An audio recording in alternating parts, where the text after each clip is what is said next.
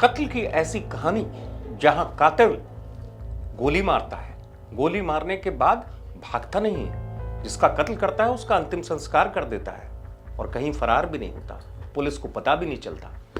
चंबल की अजीब सी यह कहानी जिसको देखकर इस वारदात के बाद पुलिस भी हैरान थी। ऐसी वारदात कि पुलिस को पता ही नहीं कि कत्ल हो चुका है और अंतिम संस्कार भी हो गया। जी हाँ, कहानी भिंड जिले के एक गांव की है जहां पर पुलिस को एक सूचना मिलती है कि एक महिला का कत्ल हो गया है और उसका अंतिम संस्कार भी हो गया है। तो जाहिर सी बात है पुलिस पहुंचती है मौके पर और मौके पर उसके घर पहुंचती है कि जहां पर कत्ल हुआ है, क्योंकि जो जानकारी दी थी वो जिस महिला का कत्ल हुआ था उसके घर वालों ने दी थी और कत्ल के कुछ दिन बाद दी। पुलिस ने पहले ये पूछा कि आपको इतना बाद में क्यों पता चला कि कत्ल हो गया। तो घर वाले जो थे उन्होंने वजह बताई कि हमको बाद में पता चला कि हमारी बेटी जो है उसका कत्ल हो गया है। लेकिन उसके बाद पुलिस जो है, पुलिस मौके पर पहुंचती है, जांच करती है और जांच करने के बाद पुलिस जब देखती है तो वहां पर कत्ल के तमाम बातें निकलकर सामने आती, लेकिन कोई साफ नहीं कह पाता कि आखिरकार कातिल कौन था। पुलिस खोजबीन शुरू करती तो एक शख्स बड़ा जबरदस्त एक्टिंग करता हुआ पुलिस को मिलता है कि गलत हो गया, मैं क्या बताऊं कैसे हो गया और कौन है, कातिल को पकड़ा जाना चाहिए। वो जबरदस्त एक्टिंग कर रहा था पुलिस के सामने। वो कौन था जो कत्ल जिसका हुआ था उसके जाने के बाद, उसके मरने के बाद जबरदस्त एक्टिंग कर रहा था? वो था उसका पति। पुलिस से कहानी सुनिए। उसकी चचेरी बहन है जो कि बंजारी कपड़ा में 8-9 साल पहले शादी हुई है। उसके पति ने गोली मार करके हत्या कर दी है और ना उनको खबर थी उस बारे में, ना ही पुलिस को बताया और साक्ष्य छुपाने की दृष्टि से उसका अंतिम संस्कार कर दिया गया है। सूचना मिलने पर मैं टीम के साथ में एसडीओ साहब मौके पर पहुंचे थे, अफसर टीम को बुलाया गया था। मौके पर प्रथम दृष्टया देखा तो वहाँ पर कुछ ब्लड पड़ा हुआ था और ब्लड वगैरह जब्त हुई है मौके से।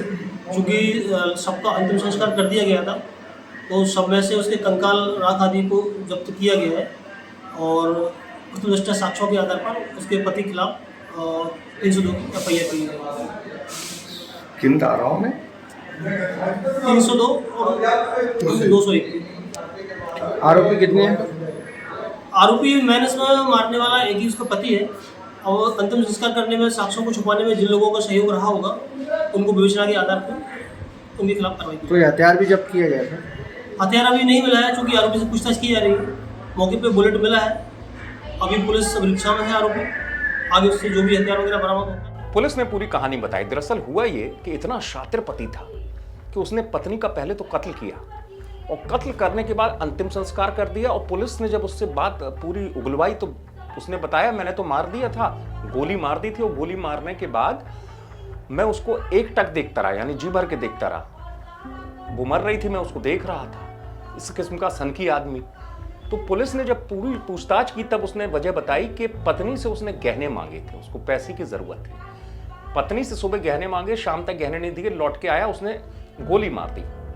और आसपास के लोग इतने डर गए, उन्होंने कहा कि सनकी आदमी क्या कर दे, किसी ने किसी को बताया नहीं। वो चुपचाप एक खेत में गया, पत्नी का उसने अंतिम संस्कार कर दिया और बात रफा दफा हो गई। लेकिन आसपास में किसी ने पुलिस को ये बताया और उसके घर वालों को, लड़की के, महिला के, कि आपकी बेटी के साथ ऐसा ऐसा हुआ है। तब उनके घर वाले पुलिस के पास पहुंचे और फिर पुलिस आई और पुलिस ने जब सच उगलवाया, पहले तो पुलिस जब दरवाजे पर खड़ी थी वो जबरदस्त एक्टिंग कर रहा था, जैसे मैंने बताया आपको। पुलिस के सामने चुनौती थी कि ये सच कैसे उगलेगा। लेकिन जब पुलिस ने पूरी कहानी पूछी तो उसने धीरे धीरे सारे राज खोल दिए, पुलिस को वारदात की पूरी कहानी बता दी। अपने आप में हैरान करने वाला मामला था पुलिस के लिए भी कि एक पति अपनी पत्नी का कत्ल कर देता है, अंतिम संस्कार भी कर देता है और उसके बाद इतना बड़ा ड्रामा क्रिएट करता है कि किसी को पता ही ना चले, यहां तक कि पत्नी के घर वालों को भी पता ना चले। तो पुलिस के लिए थोड़ा सा अलग सा केस था, थोड़ा सा टाइम लगा पुलिस को, लेकिन पुलिस ने इस केस को सुलझा लिया, कातिल पति को पकड़ लिया। और जब पूछताछ की तो जैसा मैंने आपको बताया, कई राज जो हैं वो खुद ही निकलकर बाहर आ गए। लेकिन कत्ल की वजह काफी हैरान करने वाली थी कि सिर्फ उसने गहने देने से मना कर दिया तो उसने गोली मार दी। और खास बात यह कि पुलिस को भी पता नहीं चलता उसकी एक्टिंग के सामने। पुलिस ने जब घर की तलाशी ली थी तो वहां बेडरूम में बेड के नीचे कारतूस के खोखे मिल गए, यानी जिससे फायर किया था। वहीं से पुलिस ने जो पूछताछ की कि बेडरूम में कारतूस कैसे आए, तो पति ने सच उगल दिया और पुलिस को पूरी की पूरी जानकारी सामने आ गई और पुलिस ने इस मामले का खुलासा भी कर दिया। भिंड से आप तक खबर पहुंचाई हेमंत शर्मा ने। आप देखते रहे एमपी तक।